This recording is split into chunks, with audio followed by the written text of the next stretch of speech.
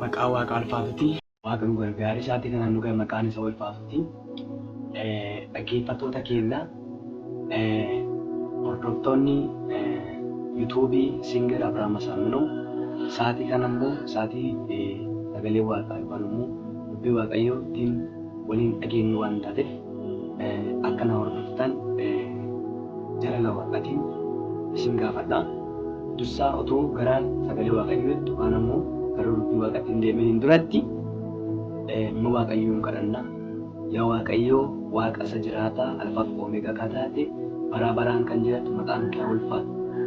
Waaqayyoo amma sagalee keetiin baranna sagaleen kee Waaqayyo kiyyaa Abboo Waaqayyo kee jireenya namaa ijaartu waan taateef Waaqayyo warroottan Waaqayyo kee sagaleedhaan dhaggeeffatan lafa isaan jiranitti Waaqayyotu mana Waaqayyo jireenya isaanii akka haaromsu jireenya isaanii akka jijjiiru Waaqayyo namana Waaqayyo kiyyaa abdii akkasii godhatan jechi kan kee Waaqa jecha abdii namaa kennu waan taateef abdii akkasaan taatu Waaqayyo si amana maqaa Gooftaa Yesuus Kiristoos Waaqayyo amma sa'aatii kanarraa jalqabee Waaqayyo jireenya isaanii keessatti mul'atte Waaqayyo jireenya isaanii Waaqayyo kiyyaa akka bareechu Waaqayyo si kadhadha maqaa Gooftaa Yesuus Kiristoos dhageeffatu ta'ee maqaa Waaqa ulfaatu irraa mata dureen irratti lallabuu barbaadu akkas jedha Waaqayyo na waliin jira. Haala kamii keessatti Waaqayyo na waliin jira maqaa Waaqayyo Waaqi si waliin jira obboloonni. Waaqayyo si waliin jira rakkina keessatti iddoo yaaddatte yeroo ati rakkatte lafa kamiyyuu keessatti Waaqayyo si waliin jira. Mee kitaaba Isaayyaasii boqonnaa 49 qajeeltuu boqorraa kaaseetii waliin dhageeffata. Kan jedhan dubbisa. Israa'el Abba Waaqayyo kan isaan uume waan isaniin jedhu hin sodaatina anatti isin baasa.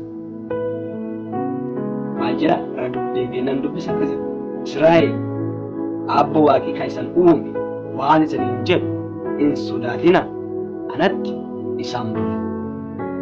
Obboleessa kiyya ka iddoo rakkina keessa jirtu ka iddoo yaaddoo keessa jirtu lafa jirtutti Waaqayyo haala tamma keessa jirtu sana keessatti Waaqayyo si baasa. Dha'icha hamaa jala Waaqayyo si baasa. Lola hamaa keessa Waaqayyo si baasa. Lafa kamiyyuu teettee kan dhiphachaa jirtu. Iddoo lolaa, iddoo hadhiisaa teessee kan rakkachaa jirtu Waaqayyo si wajjin jira. እግዚአብሔር ከአንተ ጋር ነው። የፈጠረ እግዚአብሔር ከአንቺ ጋር ከአንተ ጋር ነው። እሱ ያስመልጥሽ፣ እሱ ያተርፍሽ።